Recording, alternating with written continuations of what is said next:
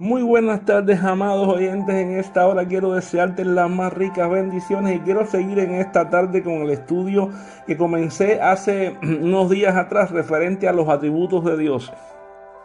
Y es bueno que sigamos. ¿Por qué razón?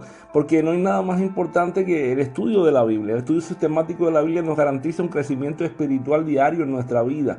Y qué bueno que podamos seguir, hermano, para poder seguir profundizando y creciendo en el conocimiento de la misma. Y nos quedamos en el atributo de que Dios es santo. Y es el que vamos a dar hoy y otros más, pero vamos a empezar porque Dios es santo. De hecho, en el libro de Isaías capítulo 6, vemos un pasaje referente a la santidad de Dios, donde Isaías en su visión del trono de Dios describe lo que los serafines decían, y ellos decían lo siguiente, decían: santo, santo, santo, Jehová de los ejércitos, toda la tierra está llena de su gloria. De hecho, Isaías dice la escritura, dice: en el año en que murió el rey Usías, vi yo al Señor sentado en su trono alto y sublime, y sus faldas llenaban el templo, y vio entonces los serafines que decían: santo, santo, santo. Qué bueno, hermano, que tú y yo podamos ver la gloria de Dios. Qué bueno que tú y yo podamos estar apercibidos y ver esa gloria de Dios y ver la santidad de Dios. De hecho, esta es una de las perfecciones de Dios, es uno de los atributos de Dios que más encontramos en las Escrituras, especialmente en el Antiguo Testamento. Al menos 30 veces en el libro de Isaías habla de Dios como el Santo de Israel. De hecho, en Isaías capítulo 12, verso 6, la Biblia dice: regocíjate y canta, oh moradora de Sión, porque grande es en medio de ti el Santo de Israel, refiriéndose a Dios como santo. De hecho, al pueblo de Israel también Dios dijo: seréis pues santos porque yo soy santo. Y no solamente al pueblo de Israel, sino también para nosotros tenemos que entender que Dios nos llama a ser santos, hermano, porque Él es santo. Si miramos las muchas referencias a la santidad de Dios que nos hacen ver, hermano, que Dios siempre ha sido santo y la santidad corresponde a su carácter.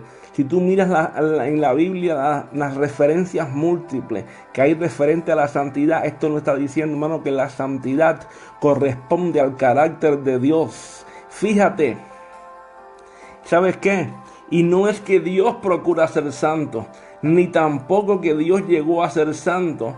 No, sino que Él es santo. Muy diferente a nosotros los creyentes, que según la Escritura hemos sido santificados en Cristo, que hemos sido llamados a ser santos. ¿Por qué razón? Porque tenemos un Dios santo que por misericordia nos rescató, nos compró.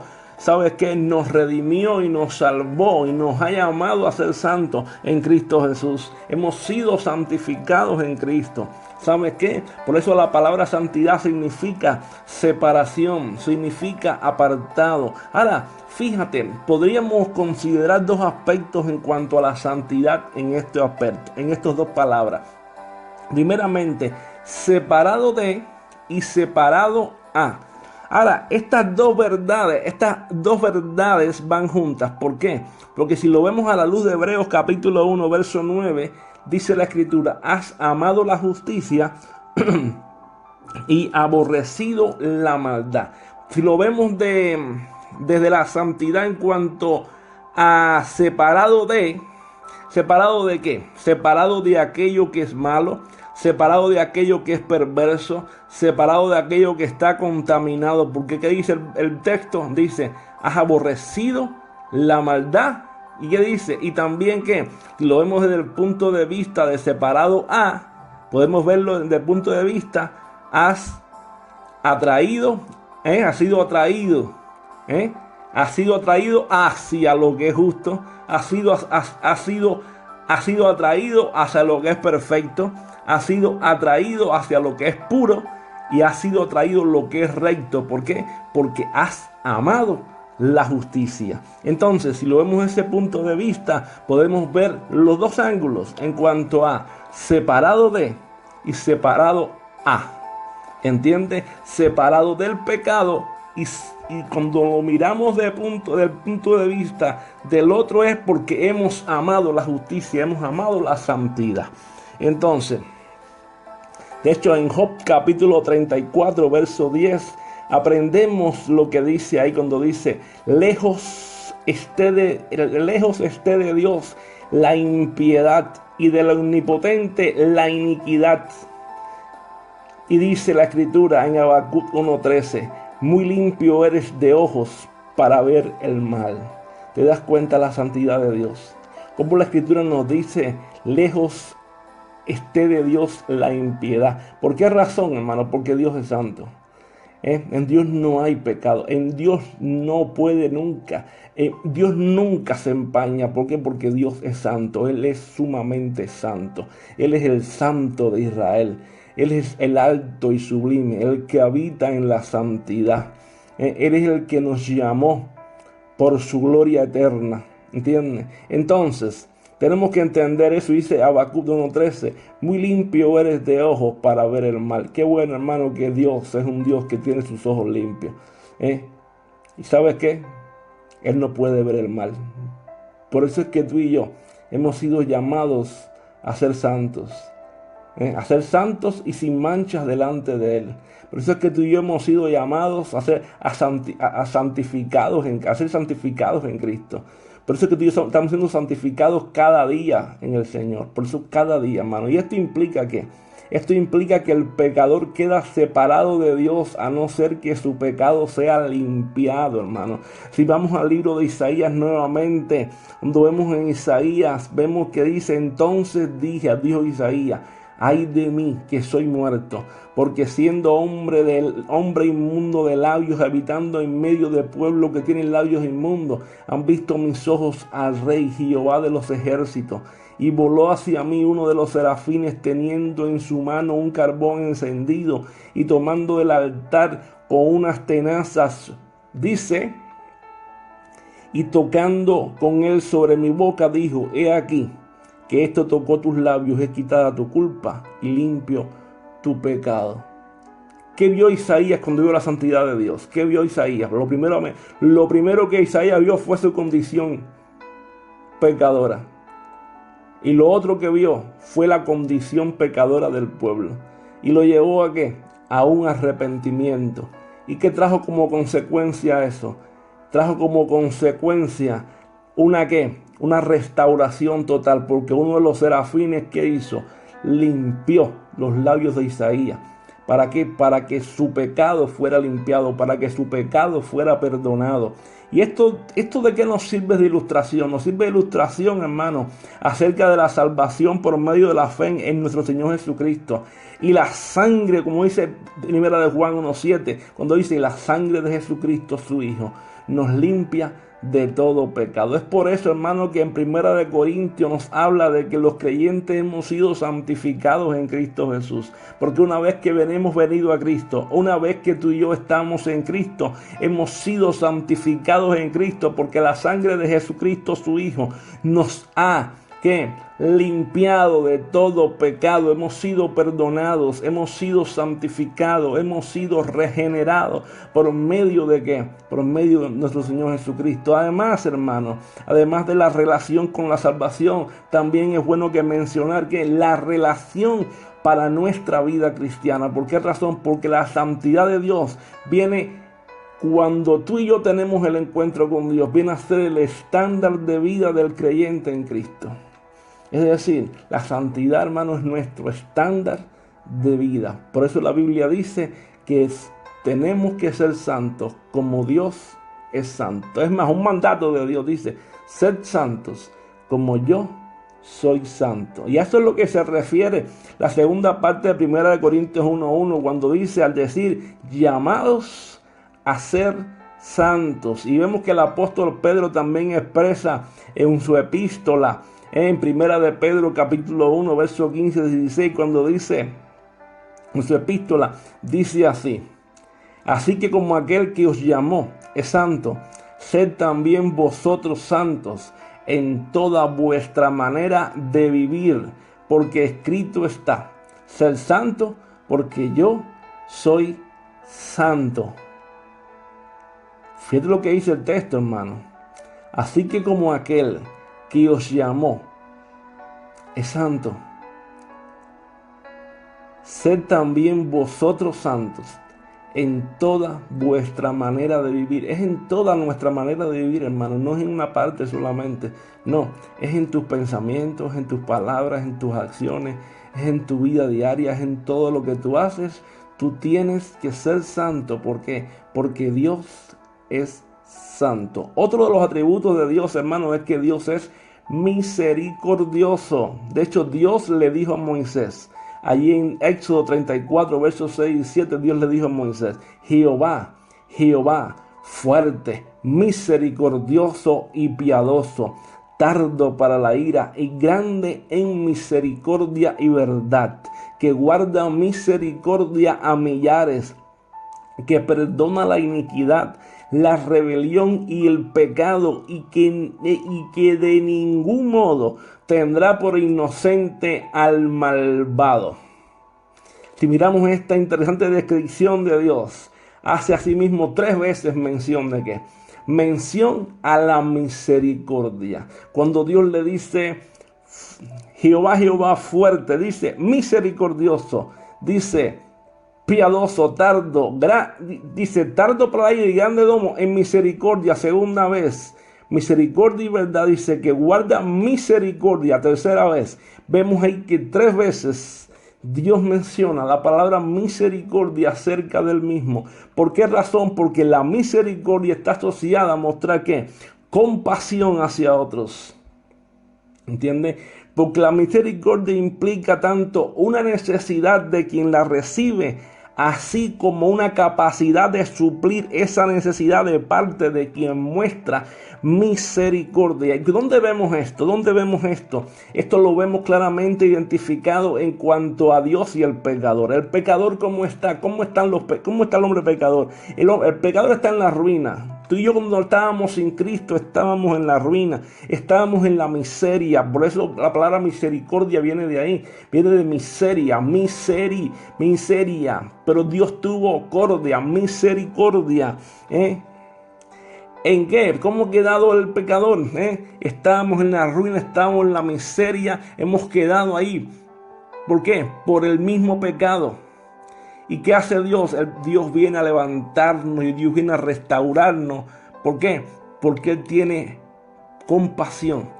Él tiene misericordia de nosotros. Por eso Efesios capítulo 2, verso 4 dice lo siguiente: pero Dios, que es rico en misericordia, por su gran amor con que nos amó, aun estando nosotros muertos en pecado, nos dio vida juntamente con Cristo. Por gracia soy salvo, y juntamente con Él nos resucitó, y asimismo nos hizo sentar en lugares celestiales con Cristo Jesús. Dice más adelante, para mostrar a los siglos venideros, dice que las abundantes riquezas de su gracia para con nosotros en Cristo Jesús. Fíjate, ¿para qué? Para mostrar a los siglos venideros las abundantes riquezas de su gracia para con nosotros en Cristo Jesús. Hermano, Dios no está obligado a mostrarse compasivo con nosotros. Dios no está obligado a mostrarse compasivo, pero voluntariamente, libremente, por amor puro, Dios mostró su misericordia. ¿Por qué? Porque Dios es misericordioso. Otro atributo que Dios tiene es que Dios es justo. De hecho, ahí en Deuteronomio capítulo 32, verso 4, la Biblia dice, el profeta Moisés en su cántico dijo de Dios: Él es la roca cuya obra es perfecta, porque todos sus caminos son rectitud. Fíjate lo que dice: Dios de verdad y sin ninguna iniquidad en Él, es justo y recto. Mira, si miramos este texto aquí, nos dice que sí, que Dios es justo, que Dios es recto, pero Moisés está hablando un texto tremendo, porque dice: Él es la roca cuya obra es perfecta. ¿De quién está hablando Moisés aquí? Está hablando de Jesús. ¿Por qué razón? Porque Cristo es la roca. Cristo es el fundamento sobre el cual edificamos nuestra fe. Cristo es la principal piedra del ángulo. ¿Entiende? Cristo es la roca. Cristo mismo dijo: sobre esta roca edificaré mi iglesia, refiriéndose al mismo. ¿Entiende? Cristo es la roca de la cual también tomaron agua los israelitas en el desierto. El apóstol Pablo dijo: Cristo es la roca. ¿Entiende? Y Moisés está diciendo: Él es la roca cuya obra es perfecta. ¿Por qué? Porque todos sus caminos son rectitud. Dice Dios de verdad. Jesús es el camino, Jesús es la verdad, Jesús es la vida, y sin ninguna iniquidad en él. Al que no cometió pecado por nosotros, dice la Biblia, lo hizo pecado para que nosotros recibiésemos justicia de Dios en él. Que dice: Él es el justo, Él es justo y recto. Nosotros, hermanos, hemos sido justificados en Cristo. Por eso Jesucristo es nuestro abogado. Jesucristo es justo. Hermano, Dios es justo. Dios es justo. Y si vamos más adelante, también vemos que David dice: porque Jehová, dice en el Salmo 11:7 y el Salmo 145:17, dice: porque Jehová es justo y ama la justicia. Y más adelante, en el Salmo 145:17, dice la escritura: justo es Jehová en todos sus caminos y misericordioso en todas sus obras. ¿Qué está diciendo? Porque Jehová es justo y ama la justicia. Mira, cuando la Biblia habla de justicia, tenemos que entender, hermano, que todo lo que Dios hace, lo hace con justicia. Todo lo que Dios hace, lo hace con justicia. Nada de lo que Dios hace, lo hace injustamente. Él obra con justicia. De hecho, palabras como rectitud, palabras como pureza, equidad y perfección nos pueden ayudar ¿a qué? A describir la justicia de Dios. ¿Entiendes? El señor James Patterson dice lo siguiente: la justicia de Dios es la expresión natural de la santidad de Dios. ¿Entiendes? La justicia de Dios es la expresión natural de la santidad de Dios. ¿Por qué? Porque Él es infinitamente puro. Y como Él es infinitamente puro, se va a oponer a todo pecado. Y esa oposición al pecado es demostrado ¿dónde? En su trato a todas sus criaturas. ¿Por qué? Porque Dios va a ser justo. Dios va a hacer justicia al pecado. Dios no contempla el pecado. Dios no ama el pecado, hermano. Y Dios hace justicia al pecado. Y como hace justicia al pecado, la justicia demanda que sus acciones hacia nosotros estén en perfecta armonía con su carácter santo. Mientras que su santidad parece ser referencia con el carácter de Dios, lo que Él es. ¿Por qué? Porque el carácter de Dios es santo, es la santidad. Su justicia se manifiesta como en el trato con nosotros. Dios es santo, su carácter, la justicia se manifiesta como en el trato. ¿Por qué? Porque ahí en la justicia es donde Dios se revela en cuanto al pecado. Dios va a hacer justicia cuando hay pecado. Dios va a hacer justicia cuando hay pecado. Por eso, hermano, ¿qué significa? Esto no significa que la justicia sea una fuerza externa que obliga a Dios a actuar de una forma determinada. No hay nada que pueda obligar a Dios. Más bien, Dios es justo. ¿Por qué? Y por lo tanto va a actuar con relación a su carácter interno. Por eso Abraham dijo: el juez de toda la tierra no ha de hacer lo que es justo. ¿Te das cuenta? El juez de toda la tierra no ha de hacer lo que es justo. Asimismo, para el pecador que ha transgredido la ley divina, hermano, para el que ha pecado, el que ha faltado a la santidad de Dios, el que ha pecado contra la palabra, para poder ser salvo y perdonado de sus pecados, es necesario que la justicia de Dios sea satisfecha. Por eso Dios, dice la Escritura, muestra su amor ¿Cómo? Comprometiendo su justicia. ¿Y cómo se comprometió a la justicia de Dios? En Romanos capítulo 1 al capítulo 5 nos habla de ¿qué? De la justicia de Dios. Ahí encontramos la doctrina de la justicia, explicando que la salvación por la fe en Jesucristo. Porque ¿qué hizo Dios? Dios envió a su Hijo y Dios nos hizo justicia en su Hijo.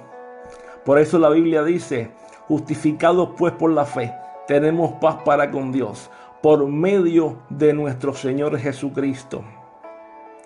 Por eso la Biblia nos dice, pero ahora, aparte de la ley, se ha manifestado la justicia de Dios testificada por la ley y por los profetas, la justicia de Dios por medio de la fe en Jesucristo para todos los que creen en Él. ¿Por qué razón? Porque todos han pecado, todos están destituidos de la gloria de Dios. Pero qué bueno que Dios envió a Jesucristo. ¿Por qué? Porque ahora hemos sido justificados gratuitamente. ¿Dónde? Por medio de su sangre, por medio de su sacrificio. ¿Por qué? Porque Dios lo puso a Él como propiciación por nuestros pecados, para que Él sea el justo y el que justifica a los que son de la fe de Jesús. ¿Entienden? Por eso el que no cometió pecado, lo hizo pecado. ¿Para qué razón? Para que nosotros fuésemos hechos justicia de Dios en Él.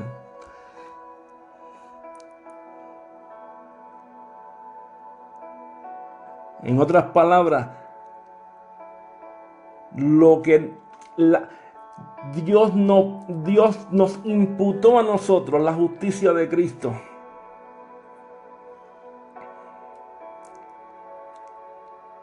Y lo que merecíamos nosotros se lo imputó a Jesús. Y así quedó satisfecha la justicia de Dios. Por eso es que tú y yo hoy podemos tener salvación. Por eso es que tú y yo hoy podemos tener paz para con Dios. Por eso es que tú y yo hoy podemos ser hijos de Dios. Porque en Cristo Jesús hemos sido justificados gratuitamente. Otro atributo de Dios es que Dios es veraz. Dios es veraz. ¿Y qué cosas que Dios es veraz? Que Dios es verdad, hermano. Dios no miente. Es que Dios no puede mentir. Dios no puede mentir, hermano. Hay dos versículos con los que podemos comenzar y considerar que Dios es veraz. Primeramente, Romanos 3:4 dice la Escritura, antes bien sea Dios veraz y todo hombre mentiroso. Y si vamos a Hebreos 6:18 dice la Escritura, y también para que por dos cosas inmutables, en las cuales es imposible que Dios mienta, tengamos un fortísimo consuelo. ¿Por qué? Porque primeramente tenemos que entender que Dios es veraz y por lo tanto siempre habla con la verdad. Y es imposible que Dios mienta. De hecho, en Romanos capítulo 3 se hace contraste con ¿qué? Con relación a los seres humanos, quien con su lengua engaña. Si tú miras Romanos capítulo 3, te vas a encontrar que en Romanos capítulo 3:13 se hace una alusión a con su lengua maldice. ¿Entiendes? Con su lengua maldice. Son presurosos a derramar sangre. No hay ni siquiera uno justo. No hay quien busque a Dios. Sin embargo, ahora fíjate. Aquí dice, pero sea Dios veraz y todo hombre mentiroso. Sea Dios veraz y todo hombre mentiroso. Y si vamos ahí rápidamente, fíjate, ahí en Juan capítulo 8, verso 44, vemos que en una ocasión el Señor Jesucristo hablaba sobre el diablo y dijo, Él ha sido homicida desde el principio y no ha permanecido en la verdad. ¿Por qué? Porque dice, porque no hay verdad en Él. Cuando habla mentira, de lo suyo habla, porque es mentiroso y padre de mentira. ¿Te das cuenta? ¿Por qué razón? Porque para el diablo, hermano, es imposible decir la verdad. porque la mentira es parte de su ser. Así que siempre habrá engaño en sus palabras. Por el contrario, es imposible que Dios mienta, ya que va en contra de su carácter divino. Y esto a ti y a mí, hermano, nos proporciona que una seguridad, una estabilidad. ¿Por qué razón? Porque todas las promesas de Dios son fieles, son verdaderas y Él las va a cumplir, porque es imposible que Dios mienta. ¿Sabes por qué? Porque Él no es hombre que miente, dice la Escritura, ni es hombre que se arrepiente. Porque todas las profecías de Dios son ciertas. Por eso tenemos la palabra profética más segura, a la cual tenemos que estar atentos como una antorcha extendida a un lugar oscuro. Y son de fiel cumplimiento. Por eso, hermano, en este momento tú y yo debemos notar también que Dios es el autor de la Biblia. Toda la Escritura, dice la Escritura, es inspirada por Dios. Útil para enseñar, útil para redarguir, útil para instruir, útil para, ¿sabe qué? Para al fin de que el hombre de Dios sea perfecto, enteramente preparado para toda buena obra. Entonces, hermano, tú y yo tenemos que estar preparados. ¿Sabes qué? Porque toda la Escritura se va a cumplir, porque Dios no miente. Porque las promesas de Dios son en Él sí y en Él amén, para la gloria de Dios. Otro atributo de Dios es que Dios es amor. Y si más allá, hermano, más allá de que Dios habla palabras de amor, más allá que se pueda manifestar su amor, el apóstol Juan nos dice con claridad en primera de Juan capítulo 4 verso 8, dice: Dios es amor, Él es la fuente del amor.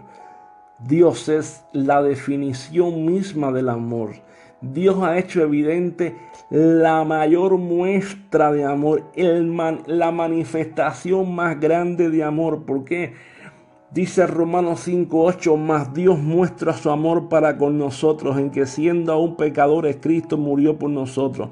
Mira, hermano, en un mundo que está tan torcido, en un mundo con tantos conceptos acerca del amor que están tan torcidos, tan mal empleados, en un mundo donde todo se está destruyendo, es necesario más que nunca que miremos a Dios para definir el amor perfecto. Y una de esas descripciones del amor la encontramos en 1 Corintios capítulo 13, cuando nos dice que el amor es sufrido. El amor es benigno, el amor no tiene envidia, el amor no es jactancioso. Perdón.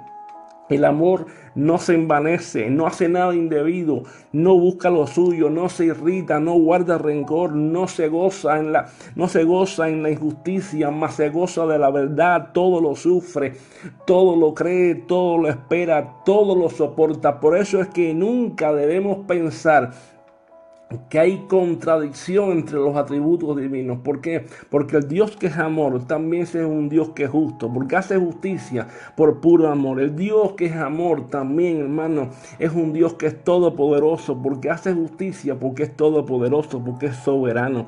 El Dios que es todopoderoso y que es amor hace justicia y también muestra misericordia. ¿Por qué razón? Porque al verte como tú estás, Él muestra misericordia y te rescata. ¿Pero cómo te rescató? Por pura soberanía.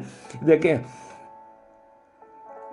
Por la soberanía de Dios se muestra la misericordia y el amor de Dios, y se muestra que Él es todopoderoso. Y también se muestra que Él es omnipresente y que Él es omnisciente. ¿Por qué? Porque Él nos conoció desde la eternidad.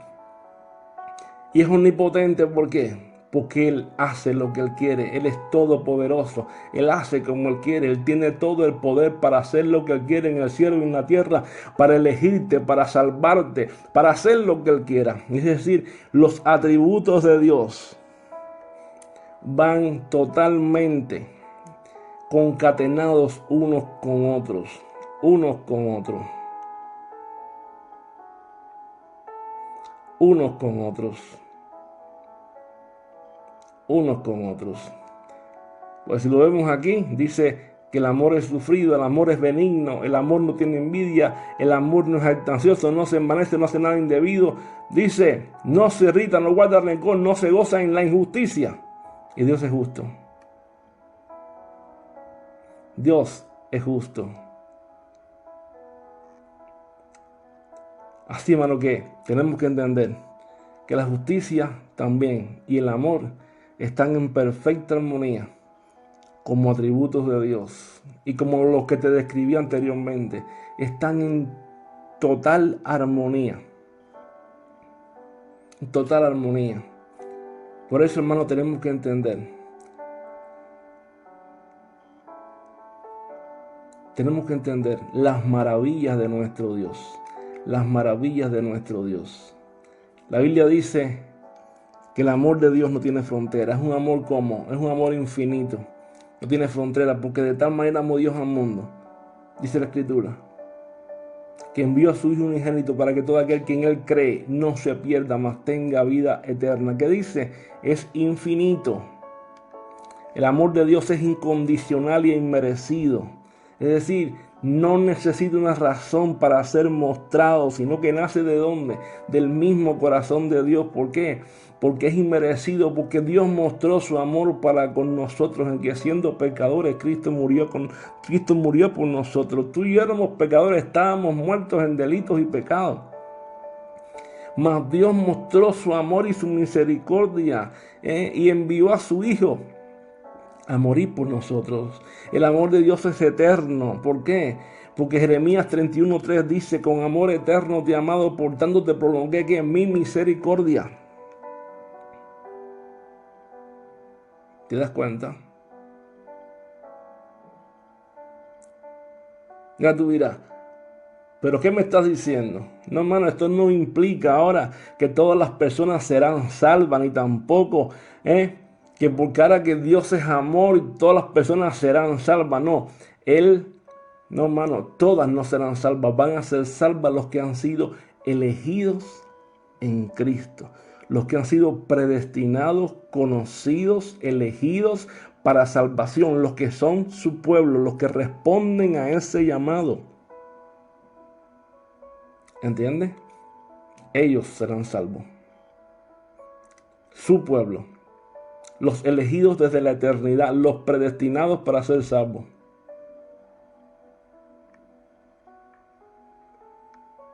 Recuerda esto, hermano. Nuestro Dios es amor. ¿Y tú?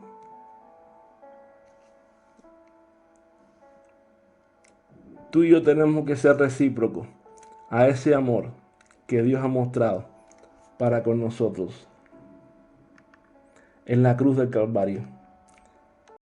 Bueno, amados, como siempre digo, que el Señor les continúe bendiciendo, porque bendecidos estamos en Cristo. Nos vemos pronto. Un fuerte abrazo para todos y recuerde, sigamos estudiando la palabra, porque la palabra nos da crecimiento espiritual. Adelante en el Señor. Un fuerte abrazo, muchas más bendiciones. Les amamos en Cristo.